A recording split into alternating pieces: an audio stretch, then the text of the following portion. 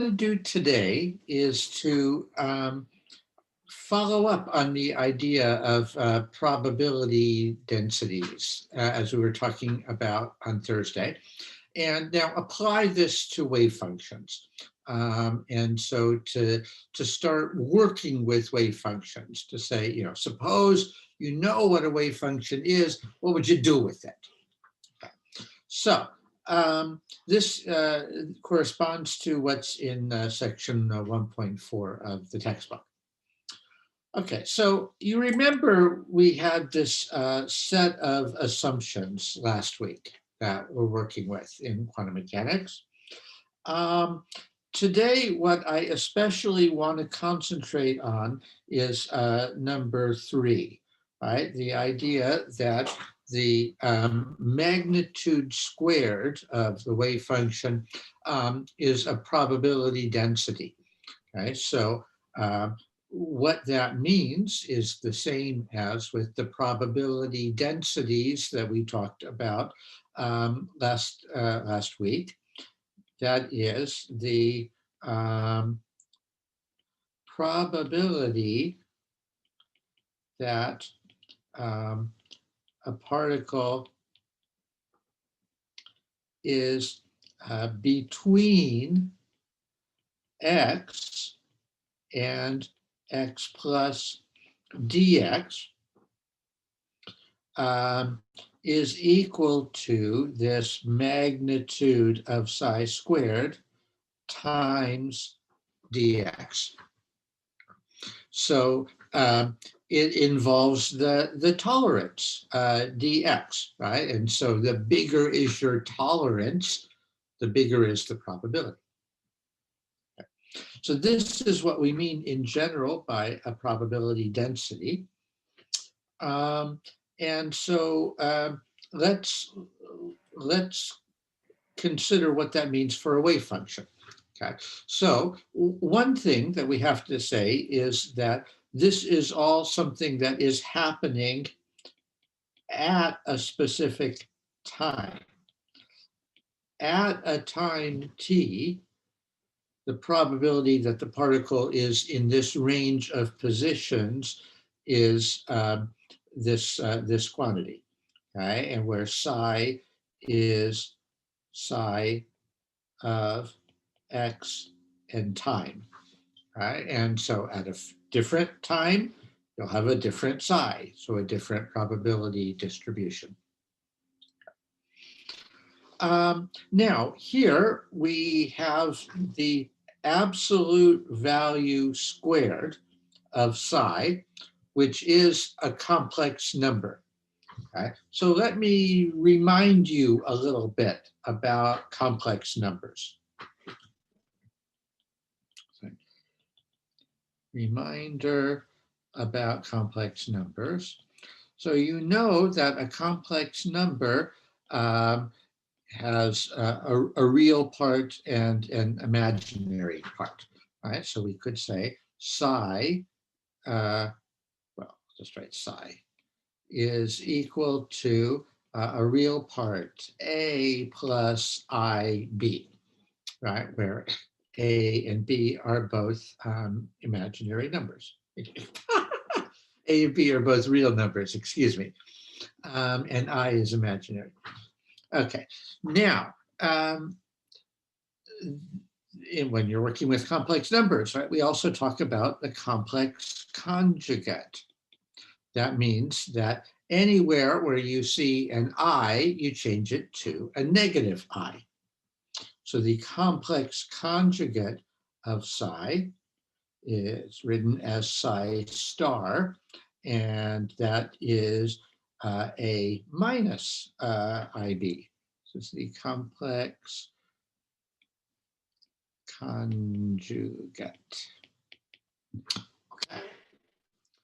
So when we talk about the absolute value squared of a complex number, what that means is the complex conjugate times the number itself. So that means A minus IB times A plus IB. Okay, so if we multiply this out, that gives us A squared minus AIB plus AIB minus I squared B squared. Okay? And so you can see that these cross terms, AIB, cancel. And I squared is -1, right? Because I is the square root of -1. So this is equal to A squared plus B squared. Okay? So the real part squared plus the imaginary part squared. Okay? And because A and B are both real numbers, A squared and B squared are both positive or 0, right? But they can't be negative. So this quantity is greater than or equal to 0. Right? And that's good because the probability can't be negative, right? There's no such thing as a negative probability. A probability is either 0 or positive. Okay, so this then is the quantity that we're working with for our probability density. Okay, so suppose that someone gives you the function psi. Okay, so suppose someone tells you what it is. Soon in the course, we'll go into how to calculate it yourself. But for the moment, let's just suppose somebody else tells you what's the function. Okay. Now, what would you do with it, right? Well, the first question that you always have to think about with a probability density is it normalized? That is, does the total probability add up to 1? Because otherwise, the whole question doesn't make sense, right? Nothing with probabilities makes sense unless all the probabilities add up to 1. Right? So in this case, that means what's the probability that the electron is anywhere at time t? Right? The electron has to be somewhere, right? So if you add up the probabilities at all the different possible positions, better add up to 1. Okay? So if you want to do that, you need to calculate the integral over all the possible positions. So that is from -infinity to infinity of psi of x squared dx. So you'll notice that we're integrating over x, we're not integrating over time. Okay? So that means at any particular time, we want to know what is the total probability that the particle is any place from -infinity to infinity. Okay.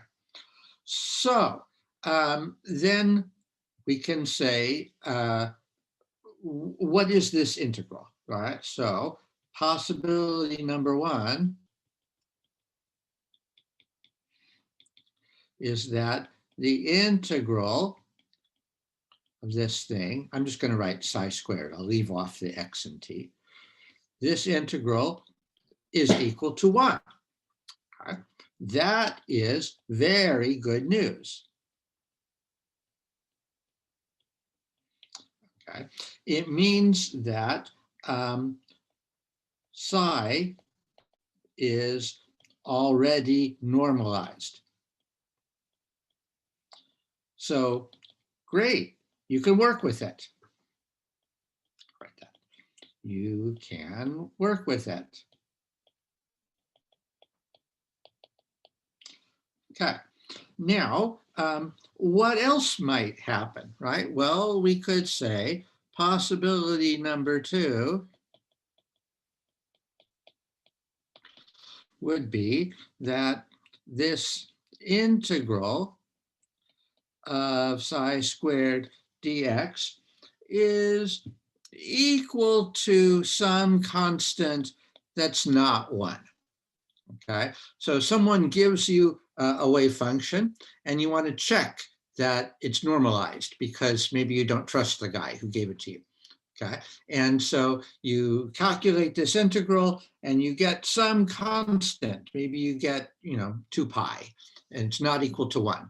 Okay, well, this is not as good as the first possibility, but I'll say it's pretty good news because there's a problem, but you can fix it.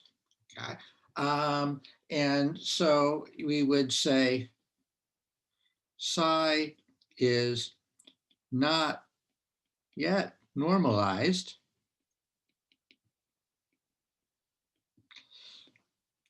but it's normalizable.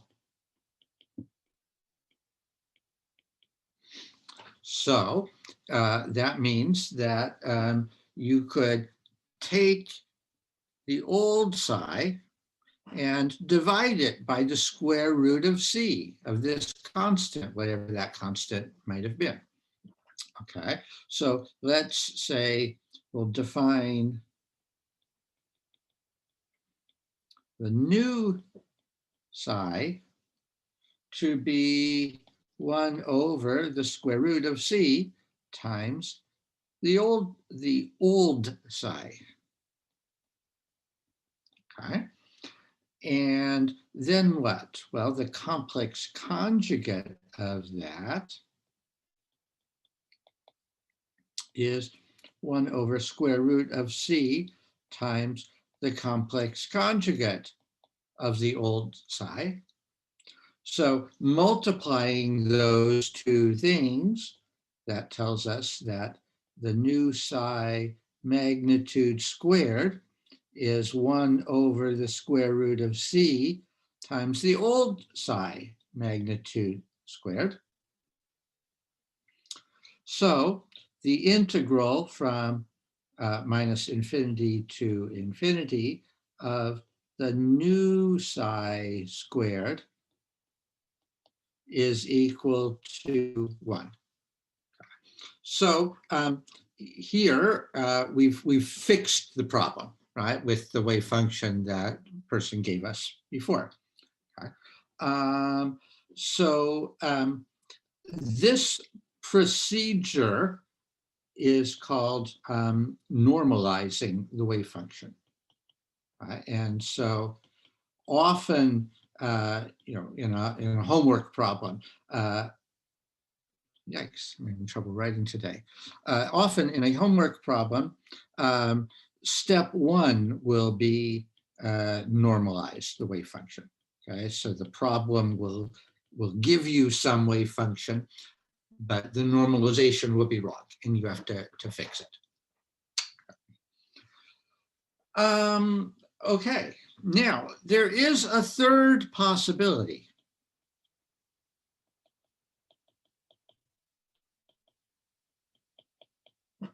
Okay.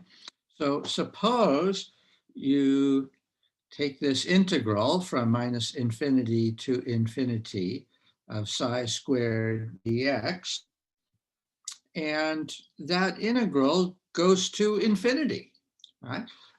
This could totally happen, right? You know that when you have an integral from limits of minus infinity to infinity, that integral might diverge, right? It all depends on how rapidly psi squared goes to 0 as x goes to plus or minus infinity, right? If the wave function drops off rapidly enough, then the integral is finite. But if the wave function doesn't drop off rapidly enough, then the integral will be infinite. Okay? So if this happens, this is very bad news. That is that the wave function is not normalizable. So this then is a problem that you can't fix, right? So we'll say, so don't use it.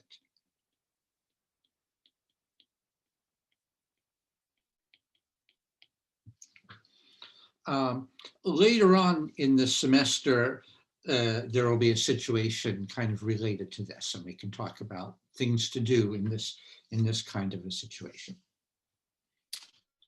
Okay. So this has to do with the normalization, and this is all at a particular time, right? The things that I've shown you are all integrals over x at a specific time. Now, there's another related question that has to do with time, which is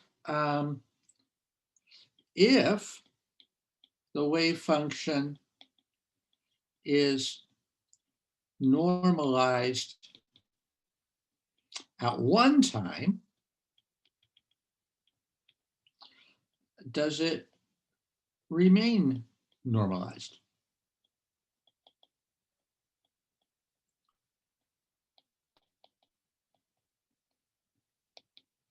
Okay. So really, for the theory to make sense, it ought to do that, right? It ought to be that if you fix the normalization so that the total probability adds up to 1, adds up to 100%, okay? And then you let psi evolve in time following Schrodinger's equation, which is the way psi evolves in time, that the probability, the total probability ought to stay 100%. Okay? If it doesn't stay 100%, then something's wrong, right? Maybe you have to keep normalizing it at every instant in time. But if you're doing that, then it's not really just evolving based on Schrodinger's equation. It's evolving based on Schrodinger's equation plus the extra intervention that you're doing at every time. So we want to check and see. Suppose it's normalized at one time, is it going to remain normalized? Okay, so I claim the answer is yes, and I want to prove it. Okay, so I'm going to go through that now, and so sometimes students like proofs, sometimes students don't like proofs. If you don't like proofs, just bear with me for a few minutes, and then we'll get to an example. Okay, so if I want to check, does the normalization remain the same? One way to do that is to calculate the derivative of the normalization with respect to time. Okay, and so if it stays the same, then the derivative with respect to time should be 0. Right? If it's changing, that means the derivative with respect to time is not equal to 0. Okay, so I want to calculate the derivative with respect to time of this normalization integral of psi squared dx. So this normalization integral, I fixed things at one time so that this normalization integral is equal to 1. And now I want to know, is it going to stay at 1, right? Or is it going to change with respect to time? Okay, so let's calculate the derivative of the integral. So if I have a derivative like this acting on an integral, and the limits of the integral are independent of time, then the derivative can just act on whatever's inside the integral. So let's let it act like that. Okay, so this is going to be the integral with over all x of the time derivative of psi squared. Okay, and that time derivative is getting integrated over all x. Okay.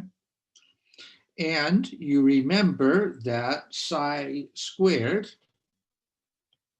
is the product of the complex conjugate times psi integrated dx. Right? So here inside the integral, we have the derivative of a product, right? The product of psi star times psi. So if you want the derivative of a product, you use the product rule. Okay? So the integral of, let's see, so that'll be the first times the derivative of the second plus the derivative of the first times the second. Right? And all of that is integrated over x. Okay. For some reason, it is customary to always put the psi star first and the psi second. Okay, so I'm following that custom. I don't know where that custom got started, but let's just keep doing it. Okay, so now we want to find how these things are changing. Okay, so what are these derivatives of psi and psi star with respect to time? Well, if we want that, we can use Schrodinger's equation, right? That's one of our basic assumptions, has to do with how does psi change in time. So we have the Schrodinger equation that tells us that I h bar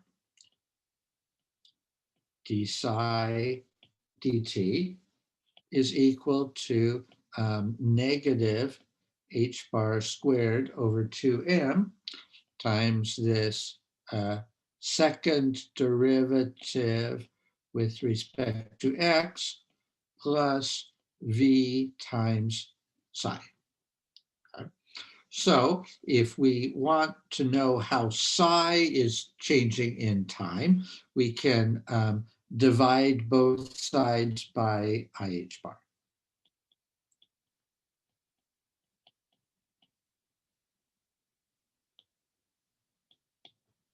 Okay, just like that.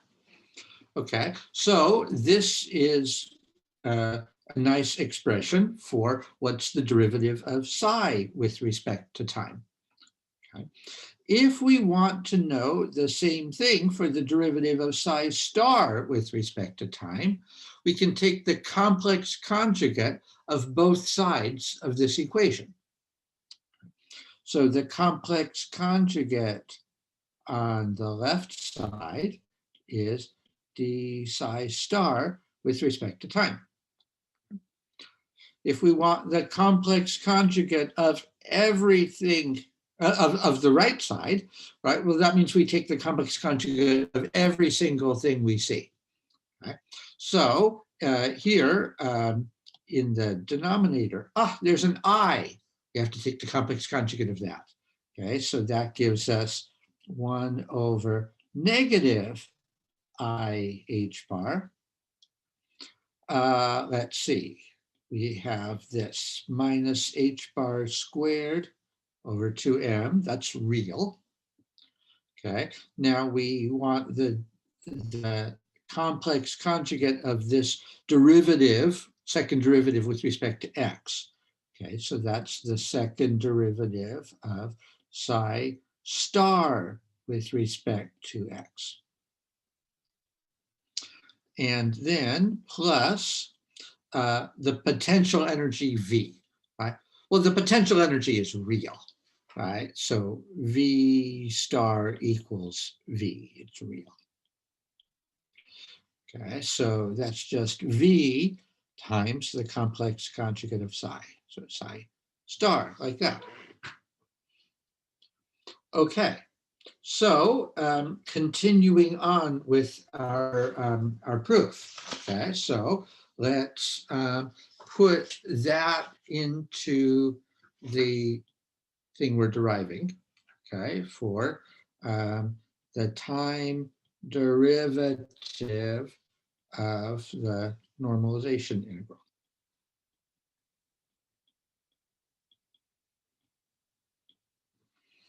Okay, so we got it up to this stage, okay. I've learned my lesson when I was teaching on the iPad last semester that I can copy and paste from one slide to the next. That is so cool. Paste. All right. There it goes. So that way I don't have to remember it from one slide to the next. Okay, so now let's plug in for these two time derivatives. So, oops, this is the integral of psi star times the first of those time derivatives. Okay, so that is 1 over IH bar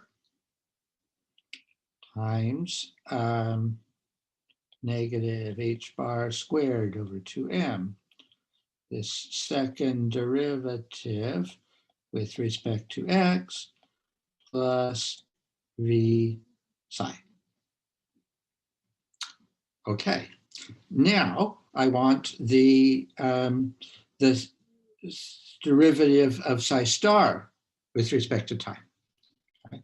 So now there is negative, it's negative because of this minus sign in the denominator times I. Okay, so negative 1 over IH bar, and we have this minus H bar squared over 2m, second derivative of psi star with respect to x, plus V psi star, all multiplied by psi, all integrated dx. Oh man, what can we do with this? Well, one thing we can see is that the terms with the potential energy cancel. Okay, so in the first piece, we have a psi star 1 over IH bar V psi. In the second place, we have negative 1 over IH bar times V times psi star times psi. It's the same thing, okay? So those two pieces cancel. That's good news. Okay, so what's left? Okay, well, what's left is we have, let's factor out 1 over IH bar. Let's factor out the negative H bar squared over 2m. Then we have an integral from minus infinity to infinity of psi star times the second derivative of psi with respect to x minus the second derivative of psi star with respect to x times psi, all integrated dx. Okay, now, how can we simplify this thing? Okay, we want to simplify the quantity that is right there. Okay, well, I claim there is a clever way to simplify that stuff. And in order to do that, I have to do a little calculation on scratch paper. Okay, so here's my scratch paper.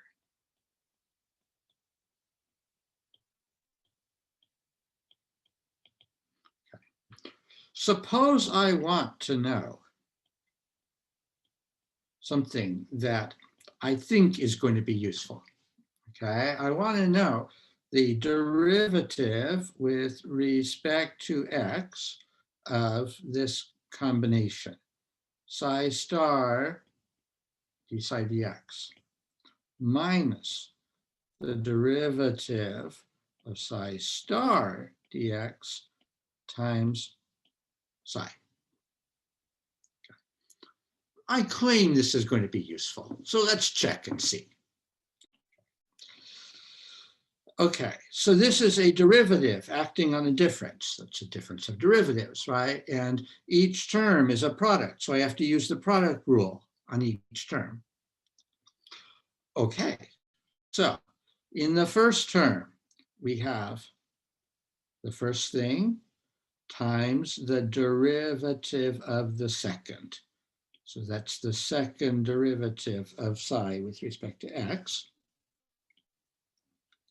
plus the derivative of the first thing times the second. Okay. Then, that's all the first part, okay? Then I have to subtract off the product rule for the second term. So that's the first thing times the derivative of the second, plus the derivative of the first times the second. Okay. And now when we look at this, we say, oh, well, look, this term cancels this term. So what we have then is the psi star second derivative of psi minus second derivative of psi star times psi. Oh, and that is just like what's right here. Okay. So that allows us to do a little bit more simplification. Okay. So we can say then that this this thing we're working on, the time derivative of the normalization integral,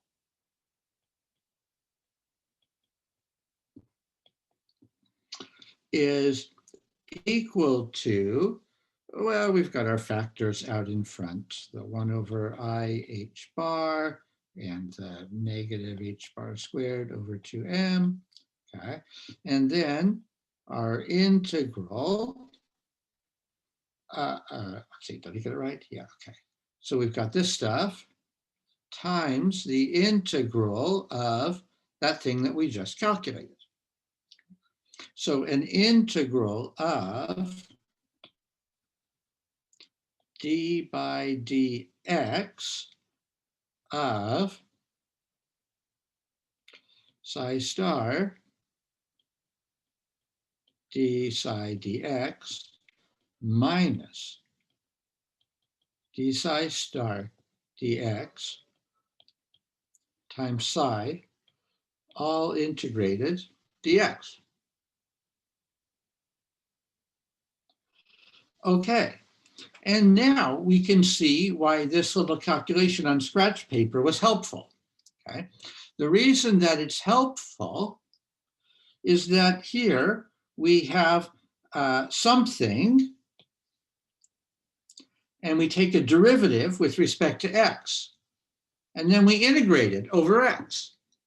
Okay, well, you know that integration is just the opposite of differentiation, right?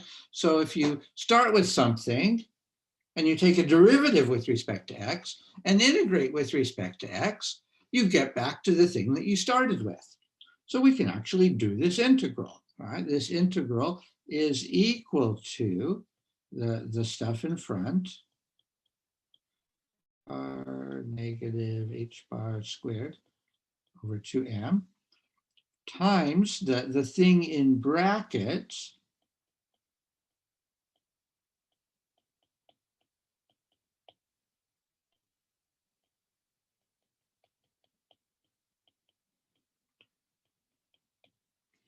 okay, and that thing in brackets has to be evaluated between these two limits, okay, minus infinity to infinity. Okay, so it's a definite integral evaluated from minus infinity to infinity. Okay. So we take all this stuff evaluated at infinity minus all this stuff evaluated at negative infinity. And now the claim is, well, at infinity and negative infinity, the wave function psi has got to be 0, and psi star has to be 0. And that's because the wave function is normalized, right? That the only way that the wave function can be normalized is if psi drops off sufficiently rapidly at infinity so that the normalization integral doesn't diverge. Okay? So we must have that psi and psi star and their derivatives go to 0 at plus and minus infinity. So this whole quantity has to be 0, I'll say, because psi goes to 0 as x goes to plus or minus infinity, so that psi is normalized.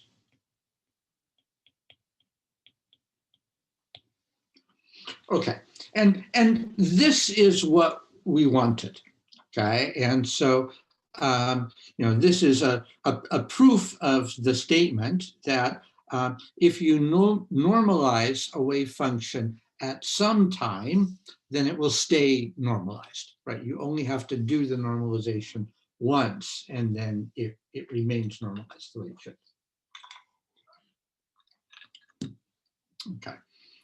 I'm not going to be doing a lot of proofs like this in this semester, but there are some. I mean, it's a mathematical subject, and so there are some proofs like this that are really necessary to establish some points. And this calculation that I did just now is going to tie in with a similar calculation tomorrow for something else that we need even more. Something else that we need even more. Okay, so this is the first two steps about what to do if someone gives you a wave function, okay? So the first question had to do with, is the wave function normalized? And if not, you can fix it, okay? The second question had to do with, if it's normalized at one time, will it stay normalized? Okay. So now we can move on to the third question,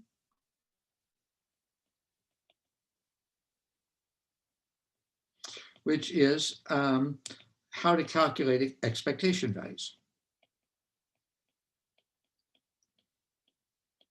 So this is maybe more practical than some of the things we were just doing, because here we're actually calculating stuff that you can compare with experiments. Okay? So the answer is that we do it the same as any other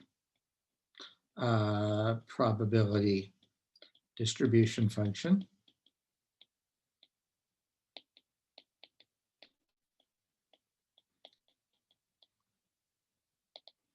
That is, that if we want, say, the expectation value of x, we have to do a sum over all the possible cases of x times the probability of getting that x. And because this is a continuous variable, not a discrete variable, the sum is really an integral. So it's an integral from minus infinity to infinity. So of all the possible values of x times the probability, which is psi of x and t magnitude squared dx. Okay, so it's the thing you want to average times the probability of getting that thing integrated over all the possible cases. So we could write it just like this and stop. Now there's a way of rearranging the factors, which is kind of conventional. All right, so let me show you that. It's an integral. We could write it as the integral of x times psi star of x and t times psi of x and t dx. And then people usually take this factor of psi star and move it over to the left. All right, so it turns into an integral of psi star of x and t times x times psi of x and t. So maybe you're wondering, why did I just do that? I'm not going to tell you yet. You'll see later on why I did that, okay? But for now, just go with it, okay? And so it's certainly not wrong to move the factors around like that. And so this makes kind of like an integral sandwich,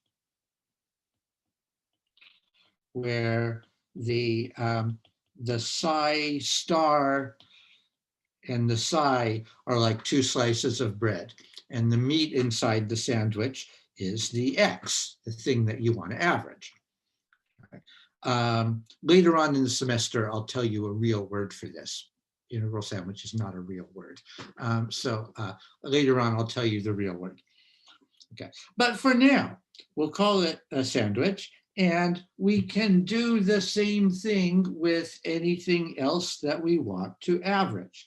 So, for example, the average of x squared would be the integral from minus infinity to infinity of psi star times x squared times psi integrated dx, right? Or the average of cosine x would be an integral of psi star times cosine x times psi dx. So we can calculate the average of x or x squared or any function of x this way by making up an integral sandwich like this. Okay, so this is telling us now some information about how stuff is encoded in the wave function, right? That the wave function encodes information about the averages of x, x squared, anything else, right? And of course, this is an integral at a particular time. And so it tells us the average of x at time t, right? And that's this also telling us the average of x squared at time t. Let's do an example, okay? So I'll make up an example, okay? So suppose somebody gives you a wave function which is like this, that we say psi of x and t is some coefficient a times e to the minus lambda times the absolute value of x times e to the minus I omega t. Okay. So let's work with that. Okay, so step one is always check the normalization. Okay. So we have psi of x and t. We need to know what is the complex conjugate, psi star of x and t. So that would be the complex conjugate of a times e to the minus, let's assume that lambda is positive and omega is real. So it's e to the minus lambda. I don't have to do a complex conjugate of that. Minus lambda times absolute value x times e to the plus I omega t, right? That the complex conjugate of this I, this negative I, is this positive I, right? So in that case, our product, the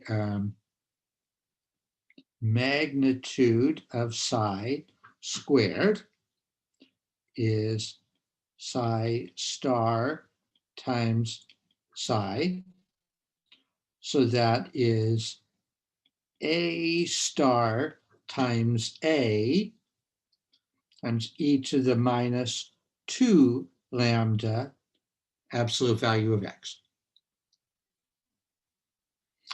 Or we could write that as the magnitude of a squared times e to the minus 2 lambda absolute value of x. So the time dependence has actually canceled for this example. All right, so then I want to know the normalization integral.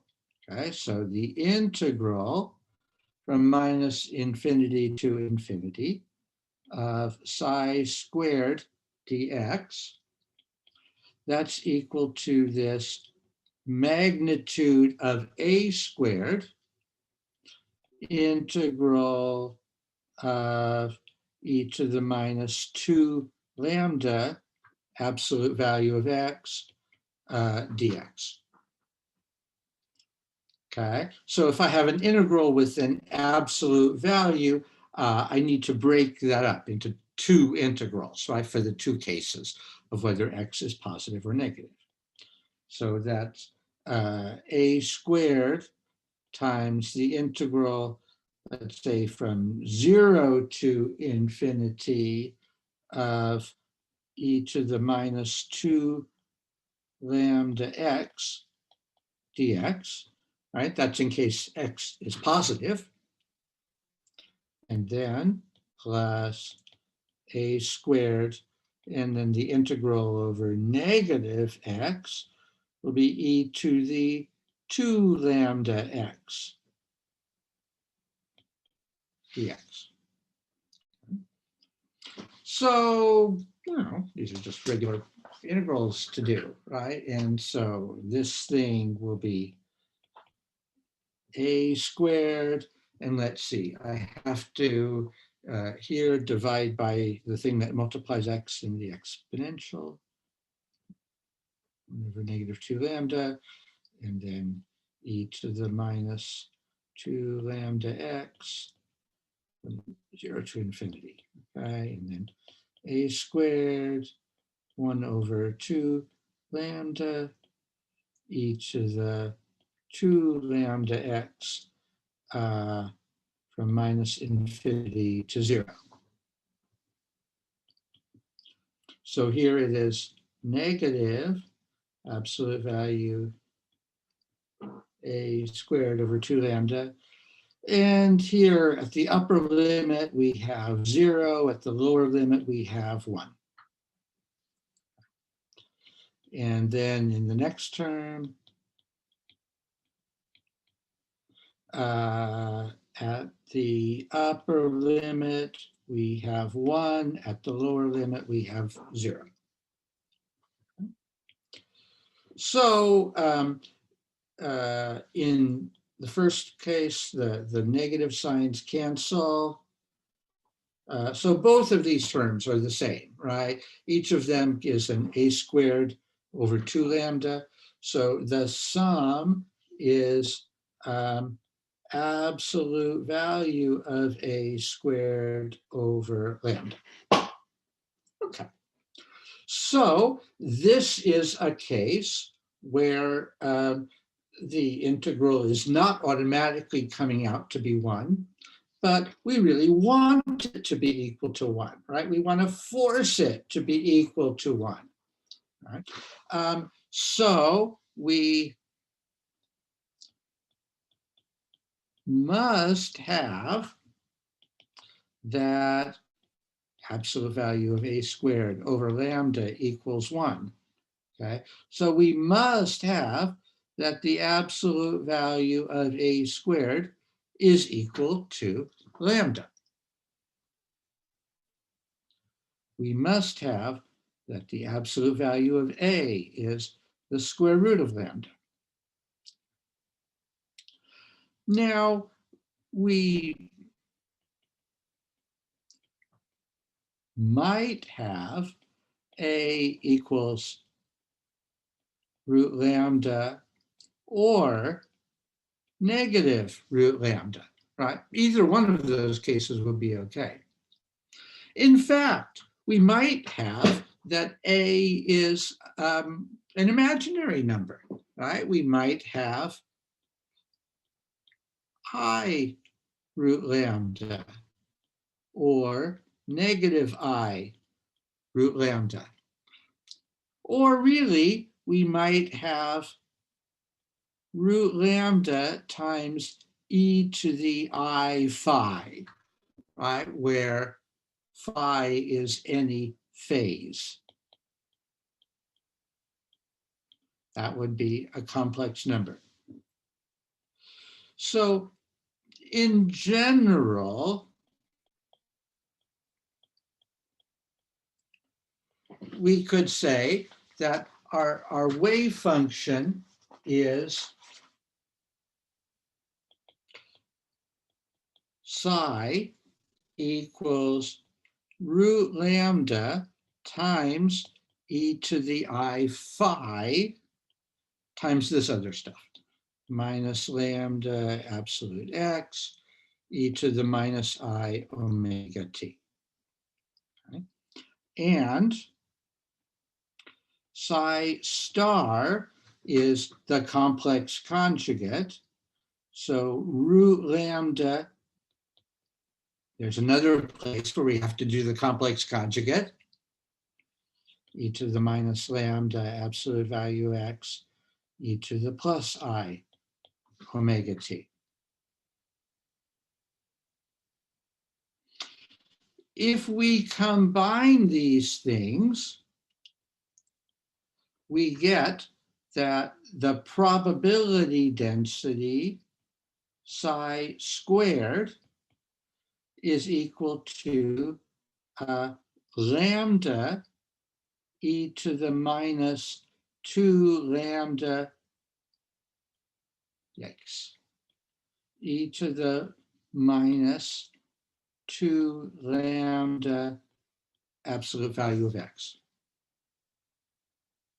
So you'll notice that in this case, the phase doesn't matter when it comes to the probability. So I'll say phi doesn't matter. This is normally the case with problems like this, right? It is very common that you have a problem where somebody gives you a wave function like that, and you have to calculate what's the coefficient in the front so that the wave function will be normalized, okay? And so typically people will write, oh, well, it has to be root lambda, okay? What they mean is, oh, it could be root lambda times some phase, any of those things, but it doesn't matter. So we'll just pick root lambda, right? So now what, right? Well, now we could calculate averages, okay? Let me just do a couple things quickly and then I'll be finished for today. Okay, so we can calculate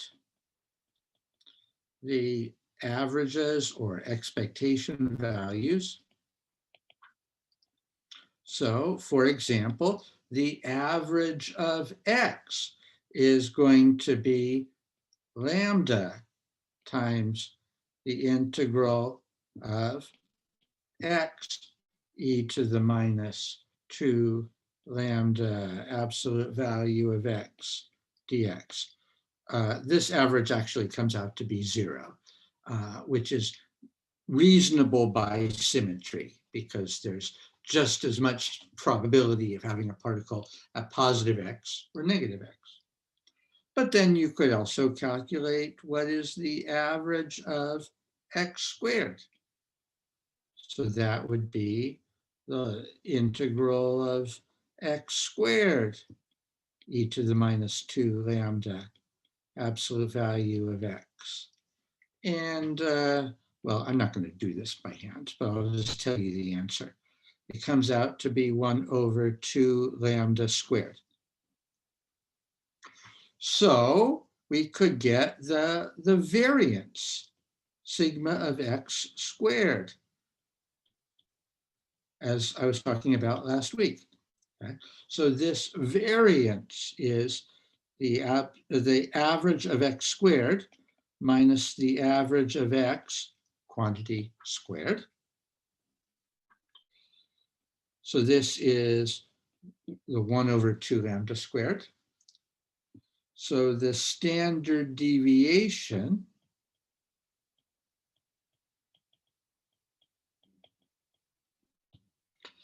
that is sigma of x is the square root of this variance. So it is 1/lambda root 2.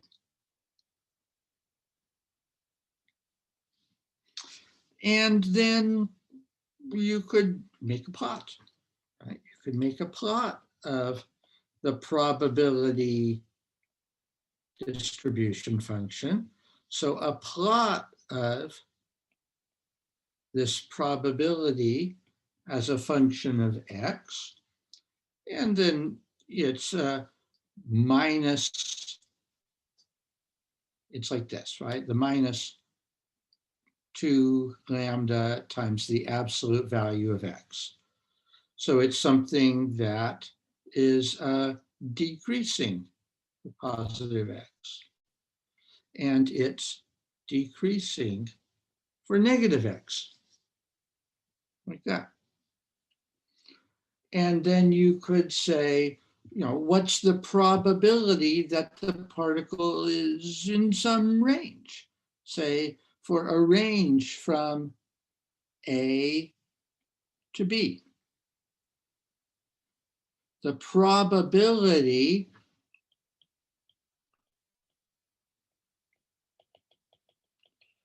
that X is between A and B would be the integral from A to B